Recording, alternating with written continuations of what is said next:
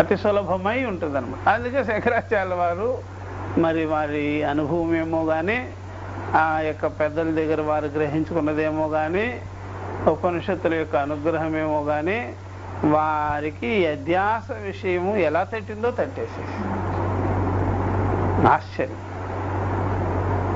అందువల్ల అధ్యాస భాష్య ప్రతిజ్ఞ విషయాన్ని చూస్తూనే, భాష్య విచారం చూస్తూనే శంకరాచార్య వారు ఇంతటి గొప్ప అనుభవాన్ని గడించుకొని ఉన్నారా అనిపిస్తుంది. అందువల్ల ఇది ఒక రకమైన గిఫ్ట్ అనమాట శంకర్ల వారు. ఆయన అన్ని ఉపనిషత్తులకు భాష్యాలు రాశారు, అది గొప్ప విషయమే. కానీ అధ్యాస భాష్యాన్ని డిపెండ్ అయి ఉన్నాయన్నమాట, ఆధారం చేసుకొని ఉన్నాయన్నమాట అన్నీ. అందుకని ఆయన ప్రతాపం అంతా ఇక్కడ చూపించేసింది. పండితులకు కూడా ఇది నలుగురు బళ్ళ. భాష కూడా ఆయన ఆయన ఆయన భావం ఎంత సింపుల్గా ఉన్నా సరే, ఈ భాషకు కూడా ఆయన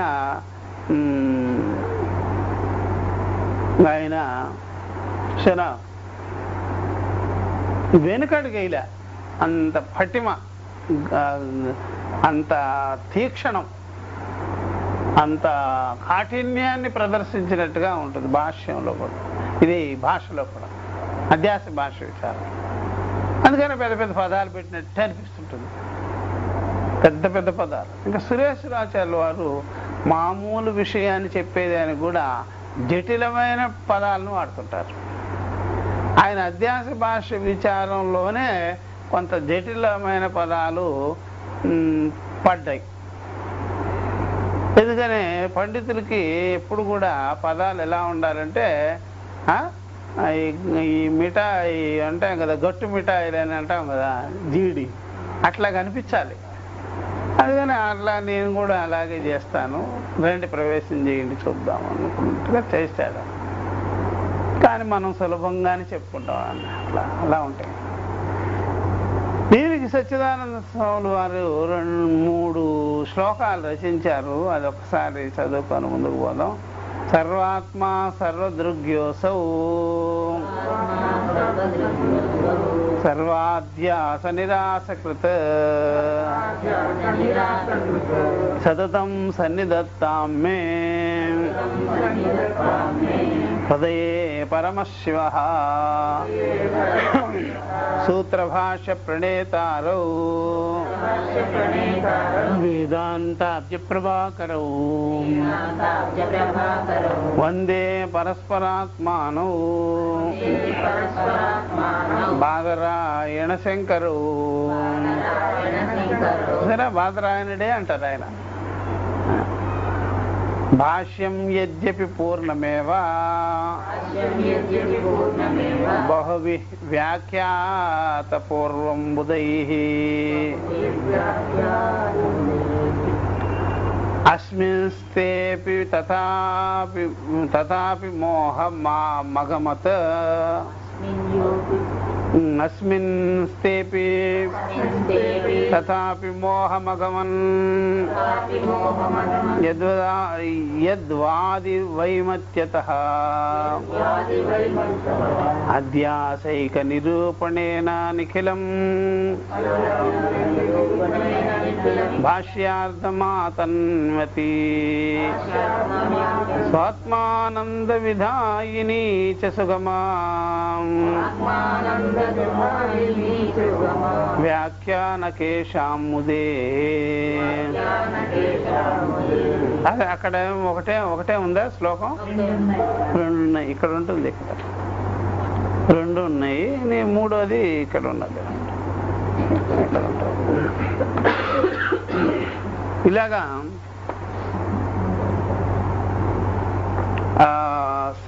ఈ శ్రేష్ఠ సచ్చిదానంద స్వాములు రచించినటువంటి శ్లోకాలు ఇవి. కాబట్టి సర్వాత్ముడు, సర్వదృక్స్వరూపుడు, సర్వాధ్యాస నివృత్తి చేసుకున్నవాడు, ఎల్లప్పుడూ కూడా మన యందే హృదయస్థముగానే ఆ యొక్క పరబ్రహ్మస్వరూపుడైనటువంటి మంగళకరమైనటువంటి పరమాత్మ ప్రకాశిస్తూ ఉన్నాడు అని చెప్పి సర్వహృదయాలలో దృక్స్వరూపుడై సర్వాత్ముడై ఉన్నాడు అని చెప్పి ఇప్పుడు ఆత్మస్వరూప మంగళాచరణమైంది. ఆత్మస్వరూప మంగళాచరణం అయింది. సూత్రాలు భాష్యాన్ని రచించిన వారికి నమస్కారం చేసుకుంటున్నారు. 2వ శ్లోకంలో ఈ వేదాంతము అనేటువంటి సముద్రం యందు సాగరం యందు ప్రకాశించిన వారు, వేదాంత సాగరం యందు పుట్టినవారు, ప్రకాశించిన వారు వీళ్ళిద్దరు కూడా. అలాంటి ఇద్దరికి నేను పరస్పరం నమస్కారం చేస్తున్నాను. బాదరాయణ శంకరులకి అని చెప్పేసి భాష్యం యద్యపి పూర్ణమేవ బహుభిః వ్యాఖ్యాత పూర్వం ఉదయః. వ్యాఖ్యానం చేసేటువంటి వాళ్ళు ఎంతమంది ఉన్నారో వాళ్ళందరూ అంతకుముందే ఈ భాష్యాదులు వ్యాఖ్యానాదులు చేసేదానికి ముందుగానే ఈ వేదాంత విద్య పూర్ణంగానే ఉంది. నేను తక్కువగా ఏమీ లేదు. అయినప్పటికీ కూడా కొంత మోహానికి కారణభూతులయ్యి సరే కొంతమంది వాళ్ళ అభిప్రాయాల్ని వాళ్ళు క్రోడీకరించి చూపించారు. అదేమైంది, చివరికి కొంత మోహాన్ని, స్వాభిమానాన్ని, అల్పత్వాన్ని, స్వల్పత్వాన్ని ప్రకటించి కనిపిస్తుంది వాళ్ళకి. అలాంటివి ఉన్నప్పుడు వైమత్యం ఏర్పడిపోతుంది. చూసారా, అంటే మీదొక అభిప్రాయము నాదొక అభిప్రాయం అనేటువంటిది ఏర్పడిపోతుంది. అందువల్ల ఒక్క అధ్యాసను కానీ మీరు పరిశీలన చేస్తే ఇక ఎన్ని రకాల వైమత్యములు ఉన్నప్పటికీ కూడా, అనేక అభిప్రాయాలు ఉన్నప్పటికీ కూడా అవన్నీ పొట్టుకుని పోతాయి. మీకు అధ్యాస విచారణ చేయలేదనుకోండి, ఆ వైమత్యం అలాగే ఉండిపోదు. రకరకాల అభిప్రాయాలు, పలు భేదాభిప్రాయాలు ఆ విధంగానే చోటు చేసుకొని ఉంటాయన్నమాట. అధ్యాసైక నిరూపణేన నిఖిలం భాష్యార్థమాతన్యతి స్వాత్మానంద విధాయిని చ సుగమా వ్యాఖ్య అకేషాం ముదే. ఒక్క అధ్యాస వ్యాఖ్యానంతో నిరూపణంగానే చేసినట్లయితే అప్పుడు మీకు భాష్యార్థము, ఆ ఉపనిషత్ అర్థము అన్నీ కూడా మీకు అర్థమై స్పష్టమై ఇక మొత్తం ఎన్ని భేదాంశాలు ఉన్నాయన్నీ కొట్టుకుపోతాయి. ఈ అధ్యాస విచారణ సరిగ్గా చేయలేదు, అధ్యాస తాత్పర్యం మీకు తెలియలేదు అనుకోండి, వాళ్ళు ఎంతమంది చేశారో ఆ వ్యాఖ్యానాలు భేదంగానే అనిపిస్తాయి. అందువల్ల వ్యాఖ్యానాలు పలు రకాలుగా ఉన్నప్పటికీ కూడా అధ్యాస విచారం చేయకపోతే ఆ వ్యాఖ్యానాలు నిజమై మీకు కనిపిస్తాయి. అదే అధ్యాస విచారం చేసినట్లయితే ఆ వ్యాఖ్యానాలన్నీ మీకు అర్థం అవటమే కాక భేదాదులకి తావు లేకుండా తుడిచిపెట్టుకొని పోతాయి, తొలగిపోతాయి. అందువల్ల స్వాత్మానంద జ్ఞానాన్ని కలిగించేటువంటి ఈ యొక్క సుగమ వ్యాఖ్యానం నేను చేస్తున్నాను. నా యొక్క తృప్తి కోసమేం కాదు, స్వాత్మ జ్ఞానం కోసం, ఎవరో తృప్తి కోసం కాదు, నా తృప్తి కోసం కూడా కాదు. ఆత్మజ్ఞానం కలిగించాలి.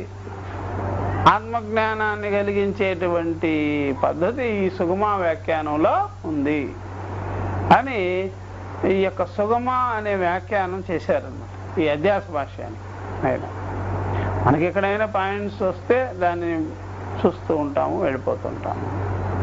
మనం ఎక్కువగా భాష్యం మీదనే దృష్టి పెడతాం ఎక్కువ. కాబట్టి ఇక్కడ సుగమ వ్యాఖ్యానముతో మొదలైందనమాట.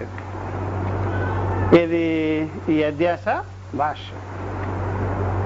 కాబట్టి ఆదిశంకరాచార్యుల వారి యొక్క ఈ యొక్క ఉపోద్ఘాత భాష్య విచారము ఈ చెప్పేటప్పుడు అధ్యాస ప్రతిజ్ఞ భాష్యం అంటారు. అధ్యాసను ప్రతిజ్ఞ చేస్తున్నారు. అధ్యాస ఉన్నది, లోకుల వ్యవహారం అంతా అధ్యాస పూర్వకమై ఉన్నది అని ప్రతిజ్ఞ అనమాట. ప్రతిజ్ఞని మనము సాధించుకోవాలి కదా, సిద్ధము చేసుకోవాలి కదా, నిరూపణ చేయాలి కదా, చూపిస్తారు. ఎప్పుడైనా ప్రతిజ్ఞ చేసి వదిలిపెట్టేస్తే కుదరదు.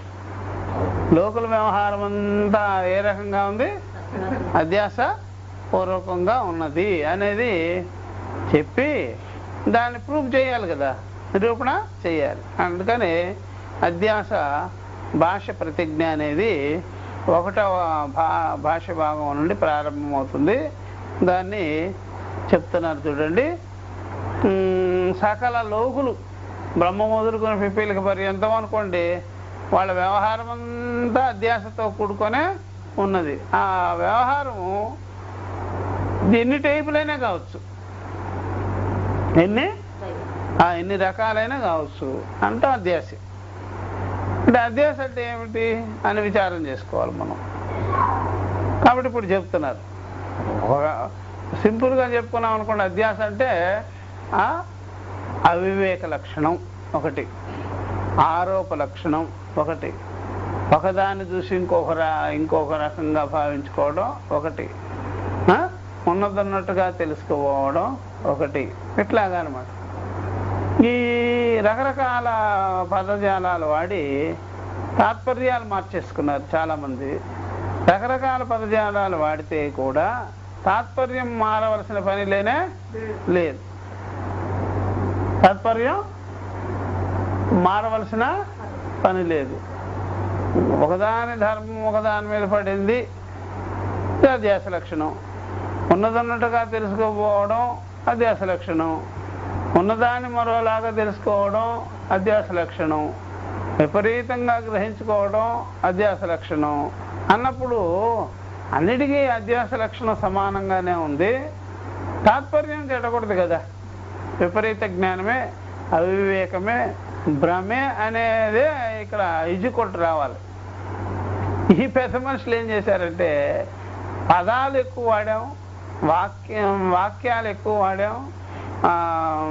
మీరు చెప్పిన లక్షణానికి మా మేము చెప్పిన లక్షణాలకి సెంటెన్సులు వేరుగా ఉన్నాయి, అందుకని తాత్పర్యం కూడా వేరుగా అయిపోతుందా? తాత్పర్యం వేరు కాదు. మంచినీళ్ళు తాగాము, జలాన్ని తాగాము, వాటర్ తాగామంటే తాత్పర్యం వేరు రాదు కదా, సమానంగానే రావాలి కదా. ఇలాంటి విషయాలన్నీ ఇక్కడ చర్చ చేస్తారన్నమాట. సరే, అంటే చాలామంది అధ్యాసన గురించి కొన్ని మాటలు ఉపయోగం చేసినా సరే తాత్పర్యం మారేటట్టుగా చేసుకునేసినారు. మూలార్థం భావం మారిపోయేటట్టుగా చేసుకుంటే పొరపాటు అయి కూర్చుంటుంది. మూలార్థం మారిపోకూడదు. శంకరాచార్యుల వారు ఇంతమంది ఇన్ని రకాలుగా చెప్పినా సరే అక్కడ భ్రమే కదా జరిగింది, అవివేక లక్షణమే కదా జరిగింది, దీనికి కొట్లాట మీకు ఎందుకో అని చెప్పేసి. అంటే మీరందరూ అంగీకరించినట్టే అధ్యాసని, అధ్యాస ఉన్నదని మీరు ఒప్పుకున్నట్టే కదా అని అడిగారనమాట. మీరు ఒప్పుకున్నట్టే అధ్యాస అన్నప్పుడు అధ్యాస నివృత్తి చేయాలనే కదా పాయింట్.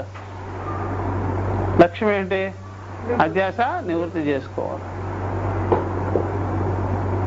అంతేగాని అది నిజమని, అది యథార్థమని, అది ఉనికి కలిగి ఉన్నదని ఇట్లాంటి మాటలు మనకెందుకయ్యా? ఇదో భ్రమ జరిగింది అన్నావు, భ్రమ జరిగింది, తప్పు జరిగింది, నేను పొరపాటుగా ఆలోచన చేశాను, పొరపాటుగా అనుకున్నాను అట్లాగా కదా అన్నావు. అందువల్ల ఆ పొరపాటుని ఈజీగా తీసేసుకుంటే సరిపోతుంది కదా. అంత ఈజీ కాదులేండి అంటే ఎలా కుదురుతుంది? ఈజీ కాదండి, అదేదో ఉన్నదండి అంటావే. ఇక్కడ పొరపాటు అన్నమాట. ఇక్కడ పొరపాటు చేసేసిన. అందరూ ఒప్పుకున్నదేమో అధ్యాస ఉందని, పొరపాటు ఉందని. ఆ పొరపాటుని తీసేదానికి సాహసం మాత్రం అబ్బో ఎన్నో జన్మలు పడుతుందండి, ఎంతో సాధన పడుతుందండి, ఎంతో గట్టిదండి అది అని చెప్పడంలో పొరపాటు చేసేసింది. శంకరాచార్యుల వారు మీ మాటల్లో తాత్పర్యం కూడా మీకు చూపిస్తున్నారు, తాత్పర్యాన్ని కూడా మీరు బయట పెడుతున్నారు, మూలార్థాన్ని కూడా. అయినా సరే దృష్టి సారించకుండా పిడివాదానికి పోతే ఎట్లా కుదురుతుంది? తప్పు అన్నారు కదా, తప్పు తెలివి అన్నారు కదా, తప్పు తెలివి అన్న తర్వాత బాగా అర్థమైపోతుంది కదా జరిగిందంతా తప్పు తెలివి అని. మరి నిజమని భావించుకోవడంలో అర్థం లేనే లేదు. ఇదే అనమాట సింపుల్ వ్యాఖ్యానం. ఇప్పుడు చూడండి, శంకరాచార్యుల వారు పాండిత్య శైలి భాష్య యొక్క సరళి ఎలా ఉందో చూడండి. యుష్మదస్మత్ ప్రత్యయ గోచరయో విషయ విషయినో తమ ప్రకాశవత్ విరుద్ధ స్వభావయో ఇతరేతర భావ అనుపపత్తౌ సిద్ధాయ కామ తద్ధర్మాణమపి సుతరాం ఇతరేతర భావానుపపత్తి. Full stop. అది ఇంతవరకు. ఈ కాస్త ఎంతో లేదు మ్యాటర్ ఇది. దీనికి చెడాబడా 100 పేజీలు, 200 పేజీలు, 300 పేజీలు పండితులు రాసేసినారు. భామతికారుడు కానీ, ఇట్లాగా అప్పయ్య దీక్షితుల వారు కానీ. అది చూస్తే చాలా ఆశ్చర్యంగా ఉంటుంది ఆ బుక్కులు చూస్తేనే. దీని మీద రగడ, ఎంత రగడ జరిగిందంటే అంత రగడ జరిగి పెట్టేసి. ఎంత ఉందా? శంకరాచార్యులు మన సచ్చిదానంద స్వామి వారు ఎందుకు ఇంత రగడ చేసుకుంటారు మీరు? ఎందుకు పీకి పీకి పీకి పెద్దది చేస్తారు? అక్కడ ఉన్నది విషయం ఏంటో బాగా గ్రహించుకోలేరా అన్నారు. అంటే పండితులకి ఇదే పని అనుకుంటా. అట్లా వెరీ సింపుల్ విషయాన్ని కూడా అంత జటిలం చేసి పెట్టేయడం వాళ్ళకి అలవాటు అయిపోతుంది. అర్థమైందా? అట్లా అదేదైనా బాంబు అయితే బాంబు స్క్వాడ్ చాలా జాగ్రత్తగా సున్నితంగా దాని దగ్గరకు వెళ్ళవలసి ఉంటుంది. దాన్ని ఆ విధంగా నిర్వీర్యం చేయవలసి ఉంటుంది. కానీ ఇదేంటి బాంబా, దీనికోసం లాగుడు పీకుడు ఎందుకయ్యా? అట్లా చేసేసినారనమాట. చాలా ఆశ్చర్యం చూసుకోండి. కాబట్టి ఇక్కడ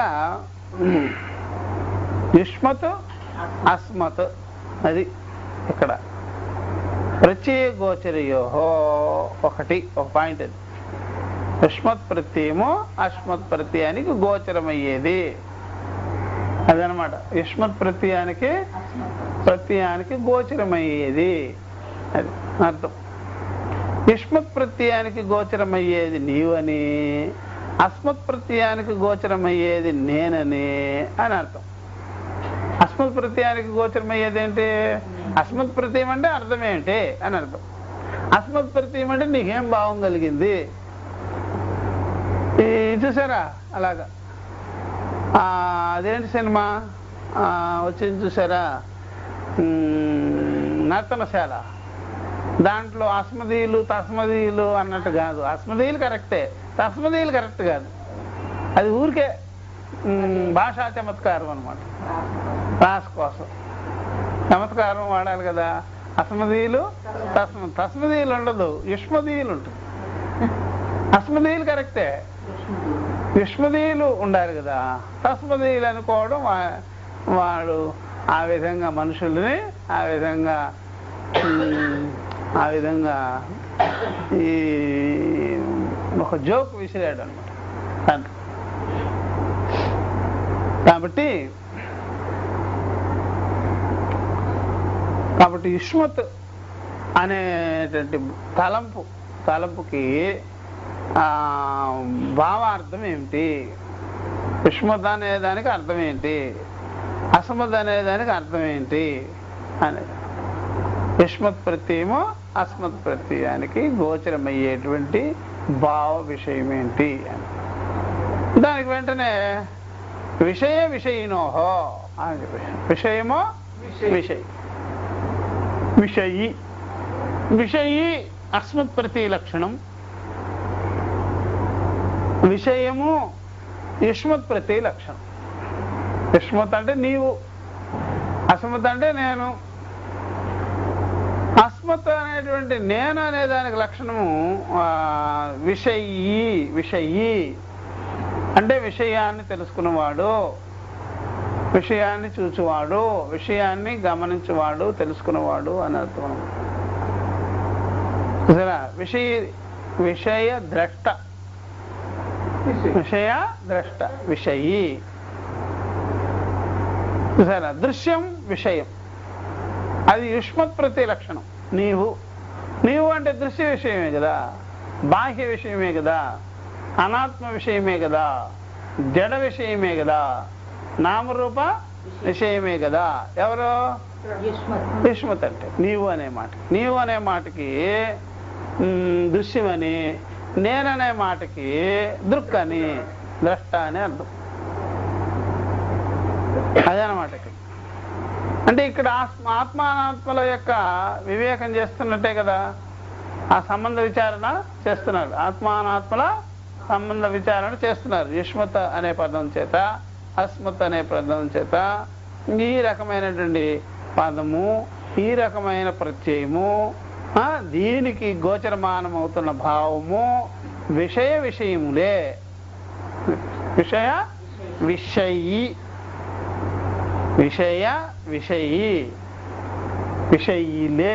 అనమాట. విషయినోహో అనిపిస్తుంది. అది ఎట్లాంటి విరుద్ధ స్వభావం కలిగి ఉన్నది అనే దాని గురించి చెప్పేటప్పుడు తమ ప్రకాశవతో అనిపిస్తుంది. అది ఎలాంటి స్వభావాలు కలిగి ఉన్నది? పరస్పర విలక్షణంగా, పరస్పర విరుద్ధంగా, వైరంగా.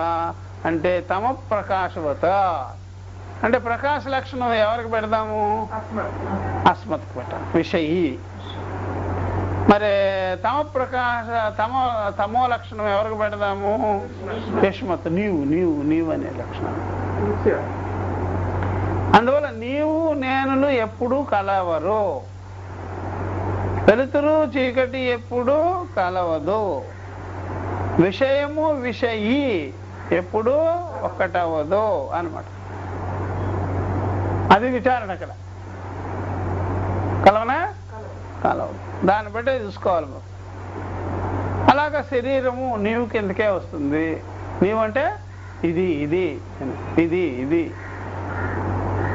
దాన్ని తెలుసుకునేవాడు నేను ఇది అనకూడదు కదా, అహం అన్నాను. కాబట్టి నేను చూసేవాడిని, ప్రకాశించేవాడిని. ఇది శరీరము, ఇంద్రియాలు చూడబడేది, ప్రకాశింపబడేది, ప్రకాశం చేత ఉన్నది. అలాగ మనసు, బుద్ధి, అహంకారం కూడా ఇది లక్షణమే, నీవు లక్షణమే. అహంకారం కూడా నీవు లక్షణమే. అహంకారం నీవు లక్షణం ఎందుకన్నాము అంటే అది కూడా శరీరేంద్రియాల భావం కలిగి, తాదాత్మ భావం కలిగి ఉన్నదన్నమాట. అందువల్ల కాబట్టి తమ ప్రకాశవత విరుద్ధ స్వభావయోహో. చూసారా? అంటే తమస్సు ప్రకాశం వలె పరస్పర విరుద్ధ స్వభావాలు కలిగి ఉన్నది. విరుద్ధ స్వభావాలు అంటే ఒకటి ప్రకాశించేది, ఒకటి ప్రకాశింపబడేది, ఒకటి ఆధారపడేది, ఒకటి ఆధారం చేసుకునేది. అట్లా. కాబట్టి ఒకటి ఆత్మ ప్రత్యయంగా ఉంది, ఒకటేమో అనాత్మ ప్రత్యయంగా ఉన్నది అని. ఇతరేతర భావ అనుపపత్తో, పరస్పర భావాలు, పరస్పర సంబంధాదులు అసంభవం. అనుపపత్తం అంటే ఏమి సంబంధం లేదు. ఇతరేతర భావాలు కుదురుతాయా? ఒకటవుతాయా? ఇతరేతర భావాలు, పరస్పర భావాలు, ఇతరములు, అది ఇది, ఇది అది, రెండు కూడా ఒకటి, ఒక భావం కిందకి రాదు, ఒక వస్తువు కిందకి రాదు, ఒక చోట చేరి ఉండదు. ఇతరేతర భావాలకు పొత్తు పరస్పర భావాలు కలుస్తాయా, పరస్పర సమ్మిళితం అవుతాయా, పరస్పరం ఏకత్వం అవుతుందా అంటే అవదు. రెండు అన్నావు కదా, రెండే. ఇతరేతరములు అన్నావు కదా, ఇతరేతరములే. ఇతరము, అది అది, అది ఇది, ఇది అది. ఎప్పుడూ కూడా ఆ పై చెప్పినట్టుగానే వెలుతురు చీకటి వలె ఉండిపోవాల్సిందే.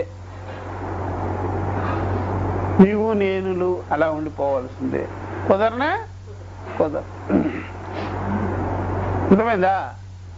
ఇలాగా సిద్ధమైందనమాట. అనుపపత్తౌ ఇది సిద్ధం. సిద్ధాయాం ఇది సిద్ధమైంది ఇప్పటికి. కాబట్టి యస్మత్ ప్రత్యయములు విషయములు తమ ప్రకాశములు వలె విరుద్ధ స్వభావాలు కలిగి ఉన్నాయి. కాబట్టి ఇతరేతర భావములు వాటికి చెందవు, రాదు, ఒక్కటయ్యేదానికి వీలు లేదు అని సిద్ధమైంది. చూసారా? అందుకనే ఎప్పుడు కూడా నువ్వు నేను అనుకున్నప్పుడు నువ్వు నేను ఒకటి అని అనడం భావ్యం కాలేదు. నువ్వు నేను అన్నావు కదా, నువ్వు నేను అన్నప్పుడు ఒకటే లాభం. నాలో నువ్వు, నేనులో నువ్వు అనే ఉట్టి మాటలేవన్నీ. నువ్వు నేను అన్నావు కదా, నువ్వు నేనే అంతే. కాబట్టి నాలో నీవు, నీలో నేను అనే మాట పాటలకి గీటలకి అలాగా చేసినా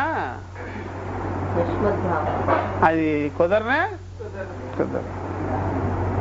సరే, అందువల్ల మన సంబంధ బాంధవ్యాదులన్నీ, శరీరేంద్రియ విషయ ధర్మాదులన్నీ ఏవైనా నువ్వే నేనే అదే కరెక్ట్. కానీ నువ్వు నేను ఒకటవుతాము అంటే కుదరనే. నేను నువ్వు, నేను నువ్వు, నువ్వు నేను అని మనం ఎన్ని పాటలు రాసుకున్నా అది కుదరనే కుదరదు. ఎప్పటికీ కుదరదు. ఏ జన్మలో కుదరదు, ఏ యుగంలో కుదరదు, ఎవడొచ్చినా కుదరచలేడు, కుదరదు కూడా. తమ ప్రకాశం అవుతుంది కానీ సిద్ధం చేసేసినారు. సిద్ధమైంది కదా. మన మరుగున పెట్టి చెప్పిన విషయం కాదు కదా, మన ముందే చూస్తున్నాం కదా. ఈ ప్రకారంగా అది వేరు ఇది వేరు అని సిద్ధమవుతుందే కానీ అది ఇది ఒకటి అవడం అనేది సిద్ధంగానే కాదు అని తేల్చారు. ఫుల్ స్టాప్ పెట్టేసినారు. అంటే వాటి ధర్మాలు కూడా పరస్పరం ఒకటవ్వవు. వాటి ధర్మాలు కూడా కలవవు. ధర్మమే, ధర్మే. ధర్మం వేరు, ధర్మి వేరు. వాటి ధర్మాలు కూడా పరస్పరం విరుద్ధమే కానీ ఒకటయ్యేదానికి వీలు లేవు అని చెప్పేసి. అంటే ధర్మాలు అంటే ఏదో ఒకటి చెప్పుకోండి మీరు. ఆత్మ ధర్మాలు, అనాత్మ ధర్మాలు, నశించిపోయే ధర్మాలు, ఆత్మ నాశనం లేని ధర్మము. ఆ దానికి దీనికి పొసగనే. అందువల్ల మన భావాలు కూడా కుదరదు. మనుషులే కుదరదు అన్నప్పుడు భావాలు కుదురుతుందా? రుచులు కుదురుతుందా? చేష్టలు కుదురుతుందా? కుదరు. అది వేరు, ఇది వేరు. మీ చేష్టలు వేరు, నా చేష్టలు దేనికి దాన్ని సపరేట్గా ఉంటుంది. అట్లాగా మనం ఎక్కడా కూడా ఆ విధంగా చూడలేము. ఎక్కడైనా పరస్పర విరుద్ధ భావాలు ఉంటూనే ఉంటాయి. అది బాగా గుర్తుపెట్టుకోవాల్సింది. అందుకని ఎక్కడైనా సరే అందరూ కలిపి ఒకటిగా ఉంటాము, ఒకటిగా చేస్తాము, ఒకటిగా చూస్తాము, ఒకటిగా కలిసిమెలిసి ఉంటాము అనేది ఉట్టిదే. అవన్నీ ఎక్కడ కలవనే, ఎవరు కలవరు కూడా, అన్నీ ఉట్టిదే. అందుకని వ్యవహారానికి ఎన్ని రకాల మీరు హంగులు ఆర్భాటాలు, ఎన్నెన్నో యుక్తులు కుయుక్తులు ఎన్ని చేసినా సరే భేదం భేదంగానే ఉంటుంది, కానీ ఎప్పుడు కూడా ఒకటయ్యేదానికి వీళ్ళేనా విరుద్ధ భావాలుగానే ఉంటుంది, అంతేగాని ఒకటయ్యేదానికి వీళ్ళేనే లేదు. అలాగా జగత్తులో కూడా మనము ఈ ప్రకారంగా ఏదో వ్యవహారం చేస్తున్నా సరే భార్య భర్త పిల్లలు వస్తువులు వ్యవహారాలు ఈ పార్టీలు స్నేహాలు అన్నీ ఊరికే అవన్నీ పిండిలో నీళ్లు పోసి పిసికేసినంత మాత్రం చేత ముద్ద అయిపోయింది అనుకోవద్దు. ఎండలో పెడితే విడిపోతాయి, విడివిడిగా పొడిగా అయిపోయి స్నేహం లేదు ఏమీ లేదు. ఇవన్నీ ఊరికే, అర్థమైందా? అందువల్ల పిండిలో నీళ్లు పోస్తే ఏమైపోతే ముద్ద అవుతుంది. నువ్వేదో డబ్బులు ఇచ్చావు కాబట్టి నీతో స్నేహం చేస్తున్నారు, నువ్వేదో చేస్తుంటారంతే. ఫ్రెండ్షిప్ అంట, ఫ్రెండ్షిప్ లేదు ఏం లేదు. హోటల్కి తీసుకెళ్తే కాఫీ ఇస్తే ఫ్రెండ్షిప్, టిఫిన్ పెట్టిస్తే ఫ్రెండ్షిప్. ఇన్ని ఫ్రెండ్షిప్లు ఏంటి? ఫ్రెండ్షిప్ బ్యాండ్ ఏంటి? మళ్ళా ఫ్రెండ్షిప్ అంటేనే పెద్ద బ్యాండ్ అది. ఫ్రెండ్షిప్లు అవన్నీ ఏం లేదు, ఇదే అవన్నీ.